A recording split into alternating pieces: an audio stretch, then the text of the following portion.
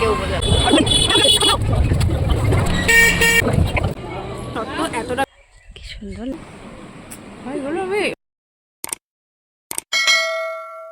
Hello বন্ধুরা, welcome back to my channel গুনগুন হালদার। আজ একটু বেরাবো, কিন্তু কোথায় বেরাবো সেটা আমি বলবো না, কারণ সেটা জানতে হলে আমার ব্লগটা ফুল দেখতে হবে। তো গিয়ে দেখা হচ্ছে। এখন মাত্র নিজে স্নান করে উঠেছি, এবার পুজো দেবো, দেন রেডি হয়ে বেরাবো। রেডি হয়ে দেখা হচ্ছে, চলো। তুমি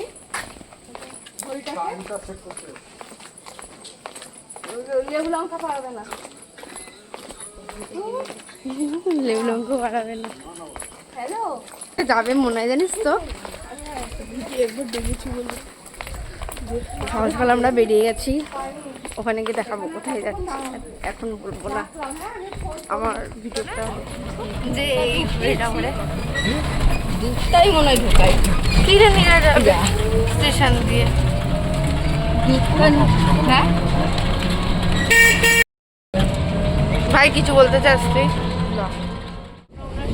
ট্রেনে উঠলাম, না সবে কি বলছি, দেখো আমার দিদি তাকিয়ে আছে, ভাবতে কি বলছে।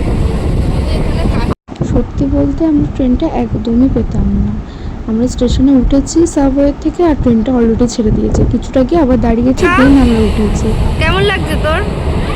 সেই দেখে ভাবে বসে দেখ, দিদিকে দেখ কি চিন্তা করছে। দিদি দাদার কথা চিন্তা করছে। ট্রেন থেকে নামবো, নেমে দেখা হচ্ছে। পৌঁছে গেছি আমরা, নেমে গেছি। ভাই টাকা কি চলছে দেখে, ঠিক আছে। যাই না কখন লাইন শেষ হবে, হতে হতে বাজবে, অনেকক্ষণই বাজবে। স্বপ্নজ্যোতি বাড়তে এইখানে সেই বড় মার মন্দির কোথায় আর এটা কোথায় জানি না কখন শেষ হবে। জাস্ট ভিড়টা জাস্ট তোমরা দেখো। এই যে আমরা বড়মার মন্দিরে চলে এসেছি, কিন্তু বড়মার মন্দির থেকে এই যে সোজা যে রাস্তাটা চলে গেছে, সেইখানে প্রচণ্ড লাইন ছিল, প্রচণ্ড লাইন। তোমরা দেখতেই পাচ্ছ যে এত রোববারেও এত ভিড়, আর তার মধ্যে এত সকালেও ভিড়। এই যে এই গলিটার থেকেও আবার বেঁকে লাইনটা গেছে, সেই লাইনটা শেষই হচ্ছে না। আমরা বেরিয়েছিলাম 7:12-তে, এখন বাজে 7:14। ঠিক আছে, লাইনটা জাস্ট দেখেছো? যারাই আসবে একটু সকাল সকাল বেরাবে, পারলে ভোরবেলায় বেরিয়েছিল, কারণ এতটা লাইন আমি ফার্স্ট টাইম এলাম। অ্যান্ড আমার মাও ফার্স্ট টাইমে এসছে। মাকে দেখা ভাই, মা বেসিক্যালি আসে না ক্যামেরার সামনে। আর ওইখানে দিদুন আর বাবা দাঁড়িয়ে আছে।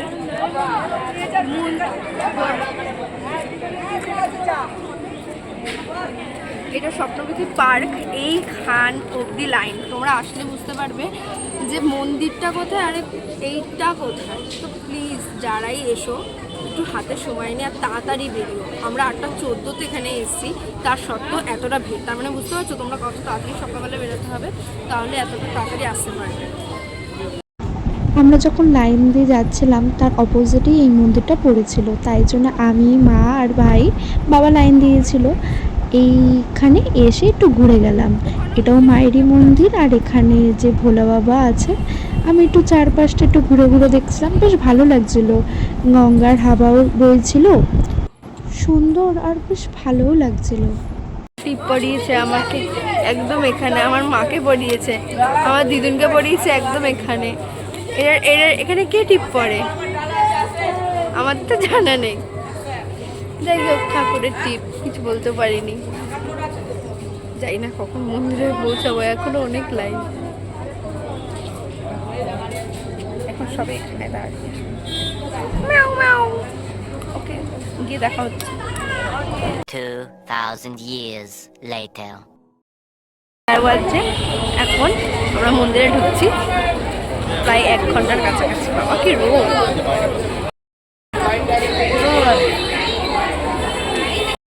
এতক্ষণ সময়ের অবসান ঘটিয়ে আমরা এখন আলটিমেটলি মন্দিরে প্রবেশ করলাম।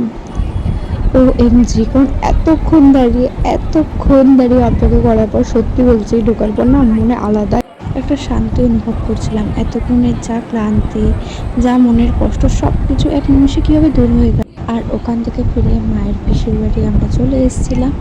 এই যে এটা হলো মায়ের পিসির তার মেয়ের বাড়ি। বাবা, এত কমপ্লিকেটেড ব্যাপারটা, যাই হোক। এখন আমরা কি তোমার পিসির মেয়ের বাড়ি যাচ্ছি। এই যে আমার মা ভাই খাচ্ছে, আর আমার তার মধ্যে মন্দিরের সামনে আমার জুতোটা ছিঁড়ে গেছিলো। এই যে একটা নতুন জুতো কিনলাম, আর এটা প্যাক করে নিয়েছি, কারণ যতই হোক পুরোনো জিনিস আমি মায়ের থাকতে পারি না, পরি বা না পরি আমি রেখে দেবো। আমি তাও ভালো, আমি পুরোনো জিনিস মায়ের ছাড়তে পারি না খুব, মানে আবার পেন থেকে শুরু করে সব কিছুই থাকে। কত টাকা যেটা আজকালকার মেয়ে ছেলে কেউ বোঝে না, আমি বুঝি। যাই হোক, গিয়ে দেখা হচ্ছে, কারণ এখন টোটা ছাড়বে। টোটোটা যেতে যেতে রাস্তার দুপাশে এত সুন্দর সুন্দর গাছপালা ছিল যে আমি ক্যাপচার করে থাকতেই পারছি না। আর যে ক্যাপচারটা যে আমি করেছি সেটা যে তোমাদের দেখাবো সেটারও উপায় নেই, কারণ অনেক বড় ভিডিও হয়ে যাবে, তাই একটু স্পিড করে দিতে হয়েছে ভিডিওটাকে আর কি। এই যে আমরা চলে এসেছি, আর এই দিকে মা বাবা সবাই মিলে বসেছিল, আর সবাই একটু ইমোশন হয়ে গেছিলো। এটা হবারই কথা। আমি এই এত বছরে আর এইখানে আমি আমার বাবার সাথে বেরিয়ে পড়েছিলাম মাঠ দেখতে পেয়ে, কারণ আমাদের এখানে তো কোনো মাঠ ঘাট কিছুই নেই, আর আমার প্রথম থেকে গ্রাম প্রচণ্ড পরিমাণে ভালো লাগে। তাই জন্য বাবার সাথে আমি আর বাবা মিলে বেরিয়ে পড়েছিলাম মাঠ ঘাট দেখতে। কিন্তু সত্যি বলতে না, এই পোকামাকড়ের ভয় আমার প্রথম থেকেই লাগে, মানে প্রথম থেকে বলতে ছোটোবেলার থেকেই লাগে, তাই একটু মনে ভয় রেখে রেখে চলো বেরিয়ে গিয়েছিলাম। চারিদিক খুব সুন্দর, খুবই সুন্দর লাগছিল। দূর দূরান্ত থেকে অবধি, মানে দূর দূরান্ত অবধি শুধুই মাঠ আর মাঠ আর সবুজ আর সবুজ। Just awesome. আমি একটু চারিদিকে ঘুরে ঘুরে ভিডিও করছিলাম। বিকেলবেলা আসবো, হ্যাঁ, রিলস করবো। আমরা দুজনে মিলে শুয়ে আছি, তাই তো পাশে বাবাও শুয়ে আছে। আমলকি খাবি? হ্যাঁ, কি আমলকি খাবি? না, আমলকি খাই না, আমি খাই না। মুখে দিয়ে এনে একটা মুখে কটা দিয়ে খেতে হবে, তুই মার খাবি? আমার মাথা যন্ত্রণা করছে। মাথা যন্ত্রণার জন্য কিছু আছে? হ্যাঁ, একটু মুখে দিয়ে ভালো লাগবে। না, আমি বলছি মাথা যন্ত্রণা করছে, মাথা যন্ত্রণার জন্য কিছু আছে? না না, এটা টোটো খেতে নেই। বুঝি চ্যাপটা খেয়ে তোমার স্যারও না আনলে ভালো হতো। বেলকুনি লাগিয়ে নিয়ে আয়। এই 5টার সময় ট্রেন, চুপার 5টার সময় ট্রেন, সেখান থেকে আমরা আরেক জায়গায় যাবো। সারাদিন ধকল। আমার বড় মা দেখ লেগাটা কি হয়ে গেছে, আমাদের মুখে গেছে। আমি খেয়ে উঠলাম সবে, খাবার ভিডিওটা করতাম কিন্তু বিশেষ করে আর তো দেরি হয়ে গেছিল, তো খাবারটা আমি ঘুমাচ্ছি বলতে পেরেছিল, আমি খেয়ে ফেলেছি। বাবু পাশে উঠে গেছে, তো চলো ওখানে গিয়ে দেখা হচ্ছে। तू समझा? हाँ नहीं, तू समझा नहीं। এত ভালোবাসা ক্যামেরার সামনে আমার কিছু না ভাই, শট ভাই হলো। আমি একটা কাজ করতে দাও, চলো ওখানে একেবারে রেডি হয়ে দেখা হচ্ছে। আমরা রেডি হয়ে আরেকজনের বাড়ি দেখা করে তারপর স্টেশনে গেলাম। আমরা স্টেশনে আছি, কল্যাণী স্টেশনে বাড়ি যাবো। বাড়িতে চলে এসে ফ্রেশ হয়ে নিয়েছি, দেন ডিনারও কমপ্লিট করে নিয়েছি। সত্যি বলতে খুব তাড়াতাড়ি খেয়ে নিয়েছি।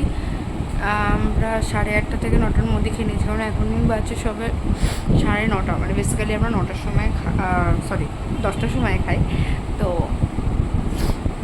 খেয়ে ফেলেছি তাড়াতাড়ি। তো এখানে আমি এন্ড করছি। দেখো আমার ভাইয়ের ঠ্যাং দেখা যাচ্ছে। যাই হোক, এখানে এই ভিডিওটা এন্ড করছি। সুস্থ থাকবেন, ভালো থাকবে। নতুন যারা সাবস্ক্রাইব করে দিও, আর যারা দেখছো তারা লাইক কমেন্ট শেয়ার করতে একদম ভুলবে না। টাটা।